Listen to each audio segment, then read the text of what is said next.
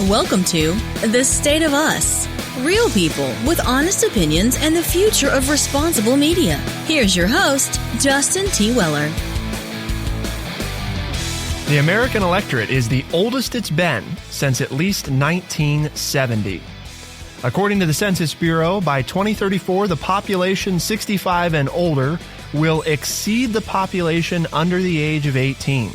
By 2060, the 65 and older crowd is projected to almost double. Who cares? Well, there are some 74 million baby boomers alone. And when election time comes, they turn out in droves. During the 2018 midterms, 64% of citizens ages 54 to 72 cast a ballot, compared with just 31% of eligible voters 29 and under. So young people aren't voting as much. This is all kind of set against the backdrop of the potential word of the year from numerous publications. Currently being considered is okay boomer. If you're not familiar with this term, generally speaking, it's used to refer to people not just of the baby boomer generation, but increasingly it's used amongst Generation Z to refer to anybody that seems out of touch. There's definitely some interesting stuff going on here. We're going to dive into all of it. It matters because it affects our elections and the future of our nation, and probably touches each and every one of us in some way or another. But of course, we couldn't begin this critical conversation on age and young people without your friendly redneck liberal, Lance Jackson. Well, here we go.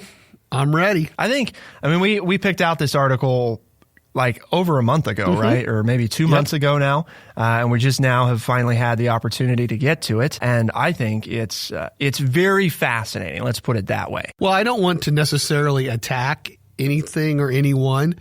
But again, if people who are out of touch with what you want people to be in touch with, because you're out of touch with politics.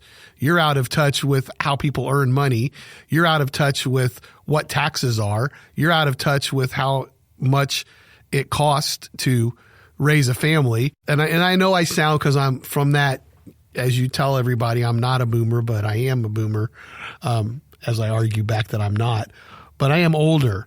But people who are out of touch with what your generation feels is important, I think, is a better way to say that, because your generation being who? Well, just when you for say our listeners. when the younger generations say we're going to call anybody, say okay boomer, to anyone who is out of touch.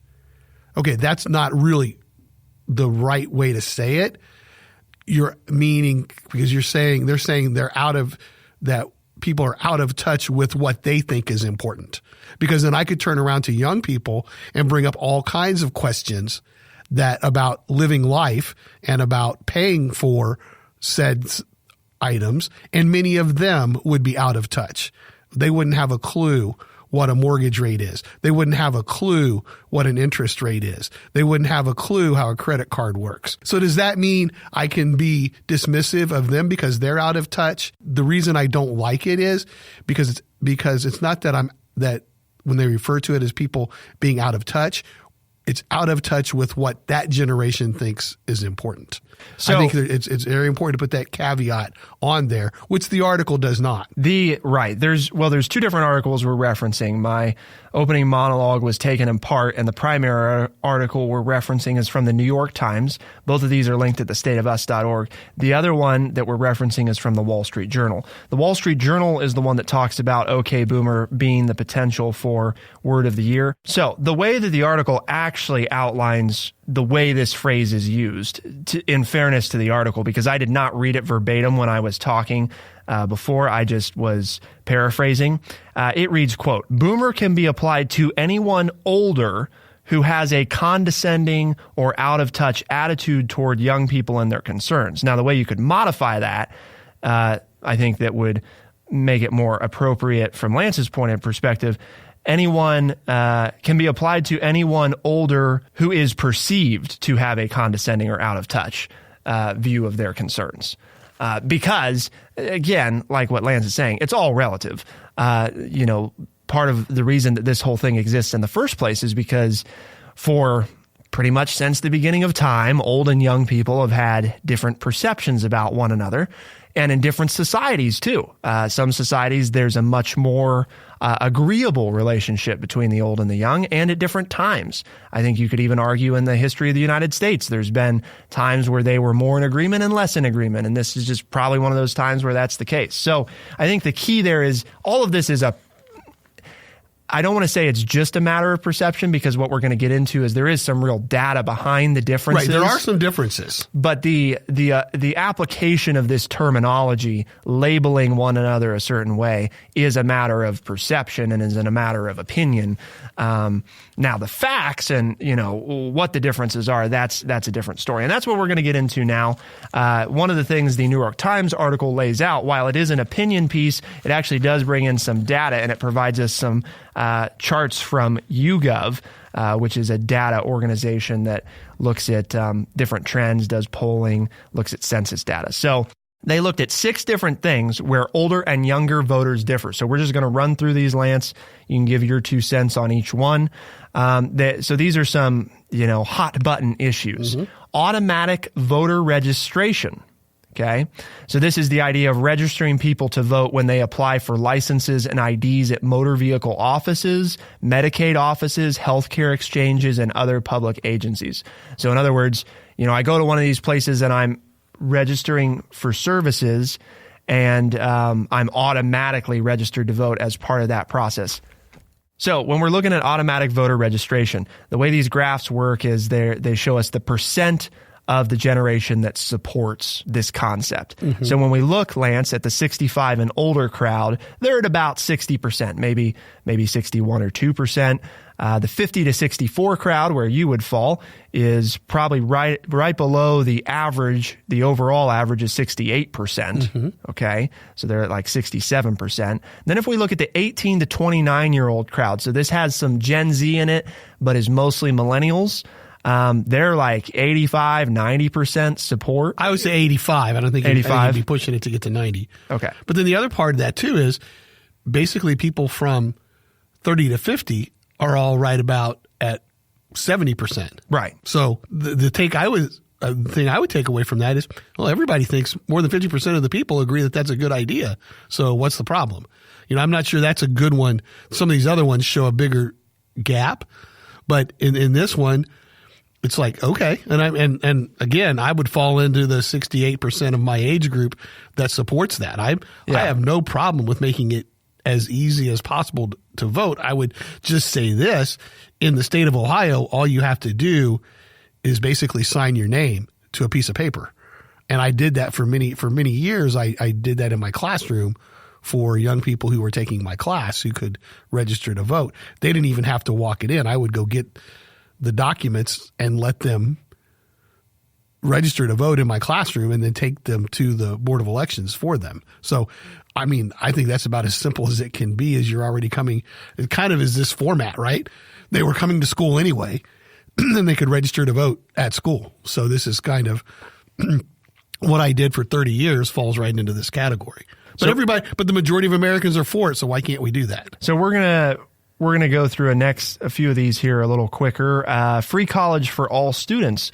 This one actually was kind of surprising to me. Raising taxes on income in excess of $200,000 by 5% to cover tuition for all students, and capping rises in tuition at the rate of inflation for all colleges accepting such funding. So it wouldn't affect private universities that aren't accepting federal dollars, but if you accept federal dollars, then this affects you. You're looking at the 65 and up crowd and the 50 to 64 crowd. They're very similar, probably coming in at like 55%, 50%, somewhere in that range. And then you go up to the 30 to 50 crowd. Again, very similar there. They're a little above the 57% overall average. And then when you go up, of course, to the 18 to 29-year-old crowd, most of the people in college, you're getting closer to that 80%, that 80% range. Greenhouse gas fees. So this is the idea of levying pollution taxes on companies that emit high levels of greenhouse gases. This one really surprised me, Lance, that the average is so high. I just didn't think it would be where it is. And that's to say the average. Okay, so this is across all generations, 78%. And the difference is, I think, almost the smallest of any of these issues. When you look at the 65 and up crowd, they're at like 77% probably. And when you look at the 18 to 29-year-old crowd, they're at maybe 85%. So there's really not that big of a difference here. Right. And again, that's where that word that you used in the opening, the perception of differences. So young people perceiving that those of us in the older generation don't agree or don't understand the greenhouse gas effect and everything else. But if you go back, we were some of the ones who started this whole idea of protecting the earth. Earth Day was started in 1970. So that was a time when the older people that are now taking a hit from the younger generations started talking about, hey, we need to take care of the planet, as long ago as when we were teenagers. So that one, I understand where it surprises you, but it doesn't me, because I was raised with this as an issue, and as would everybody else then from, as you said, my age group of 50 to 64.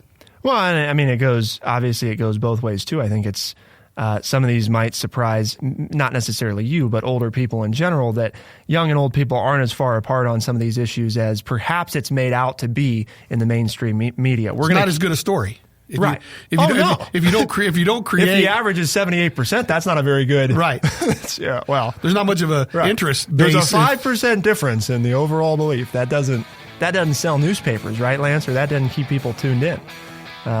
We gotta always hit all the heavy divisive issues. Right. So we've got several more of these items to talk about, along with some more data about what is different between these two. Because so far we're talking about stuff, it doesn't look like things are drastically all that different. The majority in both agree on a lot of these things. But there are some key differences. We're going to get to that here in a minute. Keep it right here on The State of Us, and we'll be right back.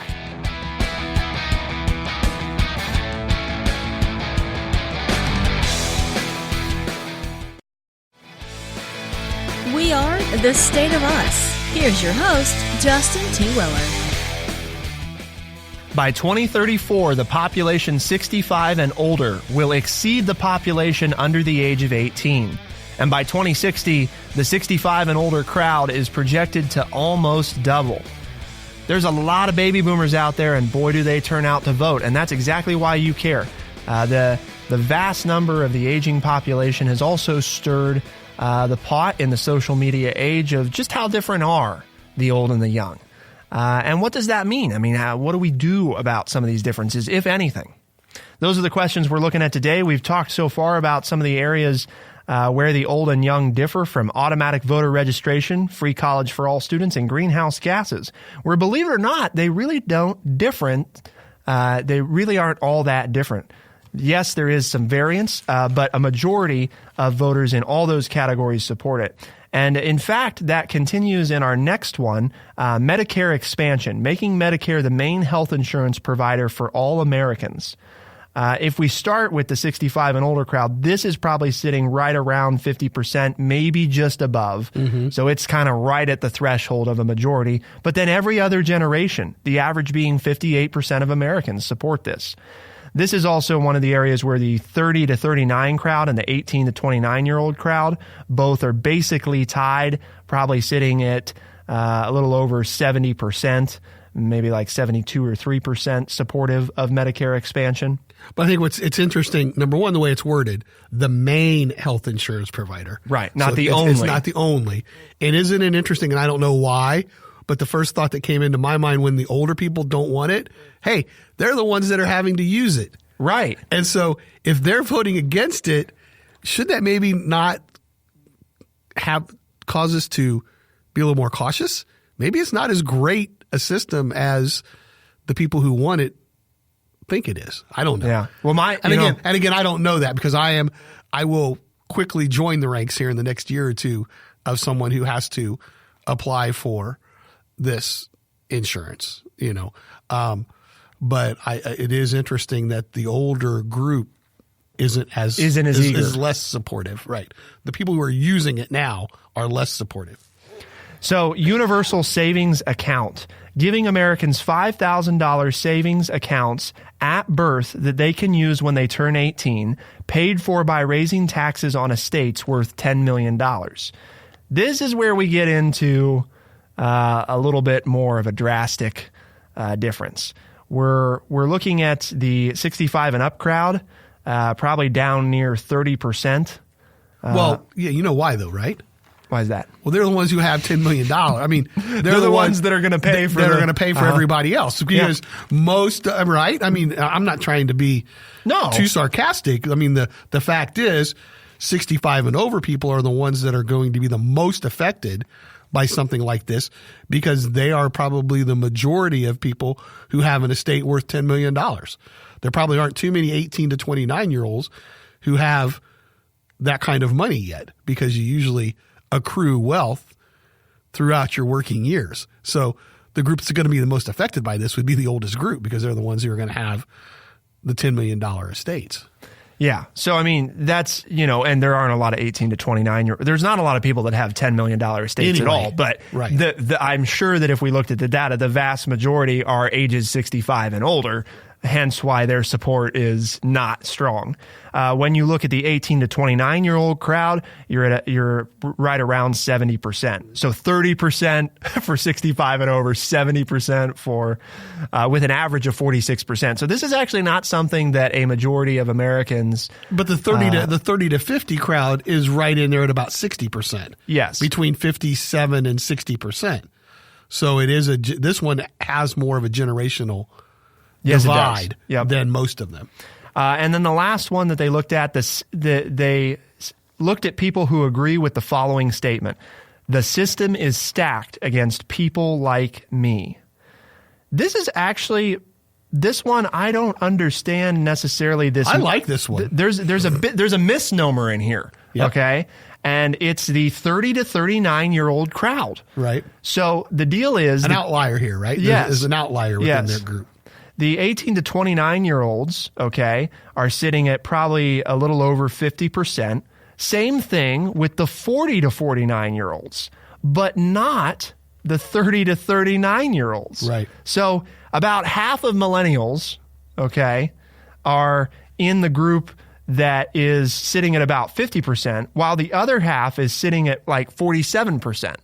Well, the 40 to 49 group, right, is actually the biggest group. Yes, they're actually a little bit more. I mean, they're almost pushing like 55, 58%, maybe. Yeah. So the biggest group here who thinks the system is stacked against people like me is the age group between 40 and 49. So that's our Gen Xers. Okay. Gen Xers. And then if we look at the 60... Which I would say is probably makes sense to me when you look at economics. They've been on the outside the whole time. They're the ones who aren't getting the raises, who don't have, aren't getting to participate or chose not to participate in the growth of the stock market and all of those kinds of things. Plus, they were probably hit the hardest as young people with the recession. They would have been back in 2007. Yeah. They would have been 30-ish, the 30 to 35 age group when they were just trying to get started. And they've been trying to recover ever since. I mean, that would have been just as they were getting started in their money-making years. And the house bubble and the recession probably hit them the hardest because they didn't have that much capital built up. But anyway. So one of the things that I think is important here is the statement they asked, because it says the system is stacked against people like me. That last phrase, against people like me, I think is key because my guess is that if you asked most young people which they agree with more, the system is stacked or the system is stacked against people like me, I think they'd probably go with the first one because I think that's more the mantra is the system itself is broken or rigged. Not so much that it's about me personally being at the disadvantages, my whole generation is at the disadvantage. So I don't know. I just pointing that out because I was reading that and I was thinking, I wonder how asking against people like me changed how the polling I think it's huge occurred here because it's much easier to attack the system. Sure. Everybody attack. Well, it's the system. Well, this is what's keeping me back. Or But when you talk about me, it's like, no, I'm doing okay. I'm working. I'm getting there. You know, my life's pretty good. I don't have it that bad. Sure. So I think when you stop and just say against the system, sure, there was an older rock group, Rage Against the Machine. You know, I mean, it's like, it's easy as to argue against the them, that's out there than it is, well, me personally, I'm sort of okay with everything. Yeah. So we shift away from some of the facts per se and into more of the opinion side of this article. I'm going to read you guys this snippet, and Lance, you just see what you think about this. All right. So the author writes, Black and indigenous people, white men without property, women, and some religious groups were all excluded from America's original democratic compact. So were young people, though we rarely consider this fact. In the book, quote, Too Young to Run, Professor Siri argues that the Constitution effectively treats young people as second-class citizens by imposing minimum age requirements for elected federal office, 25 for Congress, 30 for Senate, and 35 for President. The nation's framers, he writes, quote, bequeathed an age bias unto posterity by which they themselves did not fully abide. End quote. Devising rules ensuring that the country would be governed by people more senior than themselves. The founders no doubt knew a Latin root of the word senator, senex, means old man. So I think the idea that they're getting at here is that if you want to say ageism, right, or ageism towards young people, being biased towards young people is built into the fabric of the way our society is structured in this country. My initial response to you is, yes, I taught that for 35 years in my history class. Mm-hmm. I told students straight up, and they were like, oh, man, that's not – okay, fine. But, I mean, I've been aware of this forever. To me, this isn't something – I mean, right off the bat, that's okay, yes, that is true. I don't have any argument with that whatsoever, and I made young people aware as they went through my American history class in high school that was the way the system has been set up. Well, and so that's my initial response. I mean, if you have another question, I'll respond to it. But yeah, that's exactly what went on. Like with so many things, Lance, I just feel like some of this stuff is things that people don't realize. It's not that it should shock people. I mean, I don't know how many people know the age limit for Congress, Senate, President. In 1997, I had this article up in my room. The number of people taking the citizenship test, twice as many knew the answer to that, and less than people who were already citizens, who were born in, and less than 50% of American citizens in 1995 knew the ages that you had to be to run for political office. Now, I know that's 20-some years later, but I doubt if the number has changed very much. Well, I think you could also say, that one of the stats we talked about this year is it's something like only 30% of Americans can name all three branches of government. Right. So I don't know if we test our producer. Which is taught used to be taught in fourth grade. Now we've taken out social studies because it's not a tested area by state testing. Yeah. So they don't get it now till eighth grade, but it's hit in eighth grade. And I will tell you by the time they're sophomores, about 50% remember it from eighth grade. Yeah. Now, how many would remember it, at the age of 25? I don't know. But, it was taught to them my guess at is least twice in school. It used to be 3 times. But it's probably a bell curve, right? You're really young and you don't know it all. You probably get Are you into going to put Bradley on the spot here? The 16 at to the end of the segment 20 right now? crowd and then go down. Bradley, can you name 3 branches of government? Judicial, legislative, and executive. Okay, Ooh. Very good. The pause wasn't because you were looking it up on your phone, was it? No answer. See, that's resourcefulness, right? Could you have done it, No. Savannah, our other producer who's also in the booth? I had judicial and legislative, but I was blanking. Well, did you know the other one had the president in it, though? Did you know the president wasn't part of the other? No, that's another question. Oh. Can they name who the leader of each group is? Now you're probably getting into like 10% of Americans or something terrible. I didn't know, but I probably could have guessed it. Okay. So you had judicial and legislative, but you weren't sure if the president was in either of those. Did you know there was another branch? Yeah. Oh, yeah. I knew there was another You said branch. 3. She was listening. That's true. She knew Okay. there were 3 because you said there were I 3. took the context clues. Yeah.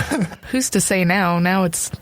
You already told me the president was the executive, so. Okay. Are the other 2 pretty easy now, right? Judicial branch would be who's the leader of the judicial branch of the federal government? Now go with your initial gut. What was your gut going to say? I was going to say Supreme Court. She's not very firm in the answer. No. But she is correct. Okay, cool. Yeah. So now, who is What the about head Bradley? of the legislative branch? I can't give you a confident answer. Okay. Okay. Can Savannah give us a confident answer? No. She's No, shaking we're going her head 0 no. for 2 on that 0 one. for 2. All right. Nobody knows. It is called Congress. Yes. And if Which you want is the House of Representatives and the Senate combined. And if you want to confuse people and you say, well, who's the person in charge? Well, that you get into a whole different conversation, right? That is so correct.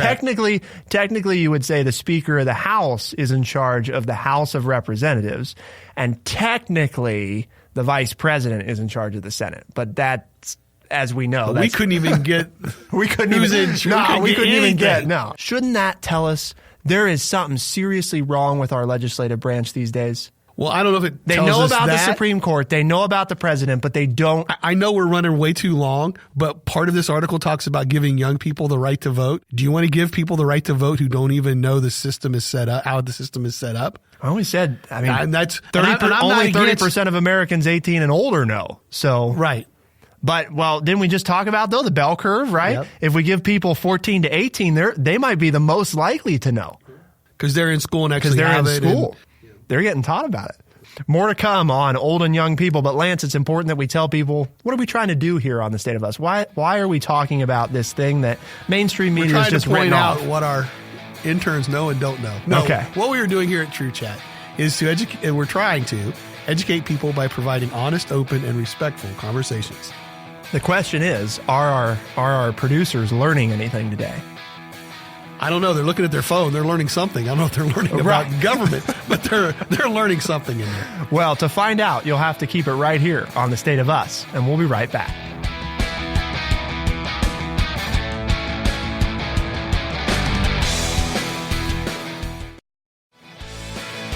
We are The State of Us. Here's your host, Justin T. Weller. Old and the young.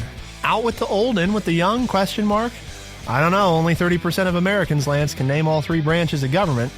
Old and young people aren't necessarily the most informed of voters, but we've talked about some of the history of the country and how that pertains to ageism in these United States, both as it pertains to old people and young people, because it does go both ways. For example, in some counties, you're not allowed to be county commissioner once you're over the age of 70. Yet there's no age limit on president. So the federal level carries with it some differences in regards to those offices. And I think part of what this article brings up and what we've discussed before is the voting age, Lance. Mm-hmm. Right? Right. Because now we're into the part of the show where we've talked about there's some differences. And one thing that we didn't get time to talk about earlier is you and I have done a series of episodes, right, where we have talked about the following, which is mentioned here. Millennials are less well off than members of earlier generations when they were young, according to a 2018 report by none other, Lance, than the Federal Reserve Board. Okay, so the federal government, right, is making it clear that millennials are not as well off as previous generations relative to the same point in their life. So this is not, shouldn't be open for debate, right? We're all entitled to our own opinions, but not Right. our own facts. Right. And the facts are millennials are not as well off.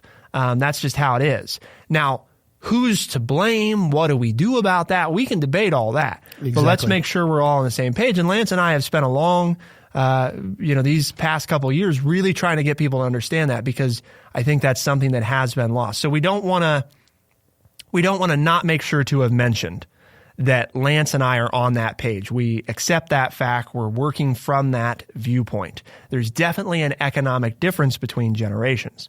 What to do about it's a different question. So one of the ideas, Lance, right, is lowering the voting age. Mm-hmm. And potentially, I would assume, goes hand in hand with that, lowering the age qualifications for office, or dare I say, removing them, right? In other words, if you can vote you can run for whatever office you want to run for. Mm-hmm, that is true. So I'm probably partial to this because, in full disclosure to our listeners, I have run for elected office. And one of the things that was brought up a lot was my age, because most people my age don't run for any type of elected office, let alone a federal office, which is not what I was running for. I was running for a local office. So what do you think? One thing I would say, and it's mentioned later in the article, is that 18 may not be the best age to have someone vote for the first time, because at least in the United States, many of them are thinking about joining the workforce or going to college or moving out of the house. And they have so many other things on their minds that they don't get into the habit. Right. And so they're too busy. There are some places in the United States where they've lowered it to 16, and they saw that they had a lot of people turn out, but that was also the first time that they could do it. What I would like to see now in another 10 years, do the 16-year-olds continue to vote when they're 24, 26, 28, 30 years old? Are they continuing to vote because they did so that first time? Because I know a lot of, I don't have the numbers, but many 18-year-olds will go vote if they're still at home. They will go vote. That's my first chance to get to vote. And then at 22, they stop. So will the numbers be different with 16-year-olds who in these state elections or local elections were allowed to vote? I'm not against it. The problem is, as we know, people just historically don't vote until they get older, because then all of a sudden your numbers go way up, right? For us older people, our numbers we're just as bad as the 18 to 29-year-olds are now at the time. It's not like 68% of us have voted in every election. So it's when you start to become vested in the system that you then start to vote more, and when you feel more vested in the system. The realization that you're vested in the system more than anything. Because, you mentioned before the show, right? Young people are just as vested in the system as anybody else. Right. I mean, the minute you start paying taxes, you're vested in the system. And whether or not you realize it, the system affects you. You could say, well, but I'm not part of Medicare or Medicaid. Well, yeah, you are. Right. Part of your paycheck's going to it. And I used to point that out. As a teacher, I pointed that out. When you guys start working at McDonald's, or you start flipping burgers, or you're bagging groceries at the local grocery store, and you're paying taxes, you are part of that system. You're part of the system. Yeah. And I would also point out to them that all that money, and I would, pull up on the screen a paycheck and show, okay, you see that FICA tax? Yeah, you're never going to see that. What? I said, yeah, that's Social Security. You're never going to see that. What do you mean? I said, well, because by the time you get old enough to collect it, the system's going to be bankrupt. They're like, well, there's no right. I said, okay, then go vote. Yep. Vote for leaders that are, and I'm sure most of them at 16, when I had them in class, they were all excited about that. I don't know what they're doing now as people between the ages of 20 and 50, which are what, my students are now. I mean, I actually have students who just recently, my first class, who just recently turned 50. So, I don't know. Did they start voting as they got older? That's a neat question. Here's what I'm going to have for you, though. I'm going to come back. Okay. Unless you have something to say to that before I change. Well, the last thing was the ages for running for office. Is it just you can vote so you can run, or is it these age limits should be there? I don't have a problem. If you're able to vote, you ought to be able to run for office. But just because you're able to run doesn't mean you're going to win. Right. But should you be able to run? I don't have a problem with that. It's that age-old adage that I grew up with Vietnam. We could send young people to fight in Vietnam, but they couldn't drink a beer. Right. And it's like, well, that's not right. Yeah. I'm not sure we should send people to fight in a war. Right. But if we're going to command somebody to go die, they should have full access to buy a lottery ticket, drink alcohol. There shouldn't be rights being withheld from the people that you're asking to defend the rest of us. Here's what I thought was very interesting, and these are facts, okay? Okay. By 2040, in the next 20 years, 70% of all U.S. citizens are expected to live in 15 states. Now, I know a lot can happen in the next 20 years that could change all that. But if the trend continues, the movement of people to the cities continues like it has for the next 20 years, 70% of our population will live in 15 states, which means only 30 of the 100 U.S. senators will be representing 70% of the population. Again, it hasn't happened, and it probably won't happen. I'll be 78 years old in 2040. I hope I'm still around to see whether or not this occurs, but to me, that's dramatic. I mean, that's a huge thing. I don't know what you think. This to me. And I've got one more for you after that, after you comment on that. Because we've spent a lot of time on rural America, right? Right. And everything that's going on, from healthcare to the population changes to the economics of it all. We've been trying to highlight this because it is something that mainstream media on the whole, I think, is doing a very poor job. We'll put it that way. A very poor job of covering. Here's the message to our two Gen Zers in the control room that both want to live in big cities. When you move to a big city, your vote counts less. This is not an opinion. This is the reality of the way the system works. And what Lance just highlighted, contrary to the belief, okay, the United States, younger generations are more liberal on the whole than other generations were at their age. The kicker is they're all concentrating themselves together, which in effect totally eliminates any power they might have hoped to capture. Yep. The country will not become socialist. The country will not move to the left. It will move to the right because they're moving to the cities. They are spelling their own demise by allowing older and more conservative generations to get more power as time goes on, not less. For the next 50 years, the trend will move conservative, not liberal, and not because most people in the United States aren't liberal, but because most people don't know how the system works. Here's a fact to back that up, what you just said. And we didn't write this script. We didn't plan this. This is just... In 2020, young people will predominate in 86 congressional districts. Boomers and older will be the dominant age in 341 congressional districts. So even though the population, as you just stated, will become more liberal in their thoughts, more open, I don't like liberal, will become more open-minded in their thoughts of equality. They're only going to It's not just the Senate. They're going to be the dominant group in 1 out of 4 congressional districts. So you can elect 86 open-minded liberal members to the House, and 341 are going to come from districts that are dominated by boomers and older. The conclusion is this: for anybody out there wondering whether or not you should care about how much political power your area has, start to ask yourself how important the Supreme Court is to you.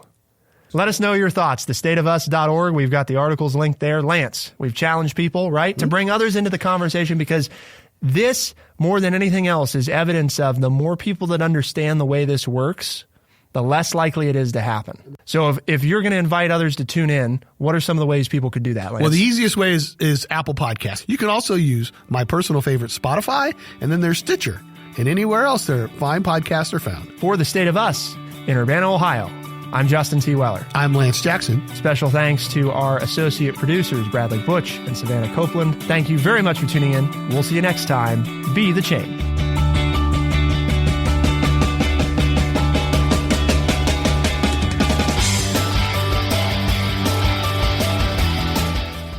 Be sure to check out our website, thestateofus.org, for books, articles, and all the ways to tune in.